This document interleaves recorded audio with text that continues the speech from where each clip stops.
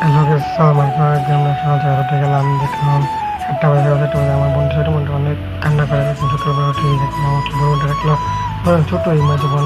তারপর দেখলাম আমি ভাবতেছিলাম ছোটো অনেক সকাল সকাল উঠে গেলাম, কী করবো এখন। তারপর ভাবলাম ভাবলাম ভাবলাম দাঁড়া বড়বেলা যাবো। তারপর দেখি আবার বোনটা কান্না শুরু করলো ছোটো। এটা নিয়ে আর পারলাম না, যখন ছোটো মানুষ তো বেশি মানে ইয়া করে। তারপর আমরা 12টা বাজে গেছে। তারপর দেখলাম বৃষ্টির মধ্যে আমি ভাবলাম কীভাবে আমরা আজ ঘুরবে যাবো। তারপর দেখলাম অনেক কালো বৃষ্টি, যেখানে একটা রিপে দেখে আপনাদের দেখেন কি সুন্দর, মানে কাল বসে একটা জ্বর অনেক কালো অনেক কালো দেখেন। আমরা আমি ভাবছি কেউ যদি নকল করবে যায় আছে ঘুরে কিনতে পারবো, এই যেটা 3 দিন আছে। তারপর আমি দেখলাম, তারপর আমি ভাবতেছিলাম যে আপু দেখুন আসলে আপু মনে আসতেছে বাইরে বৃষ্টি দেখা যাচ্ছে। ভাবে দেখলাম, দেখতে দেখতে অনেক অনেক কিছু দেখতেছিলাম, ভাবতেছিলাম অনেক আপু কোন সময় যখন চলে যায়, বৃষ্টিটা অনেক সময়। তারপর আমরা আব্বার সময় আমরা ঘুরবার চলে গেলাম, দেখলাম বাজারে কিন্তু অনেকগুলো এই উপায়টা হচ্ছে।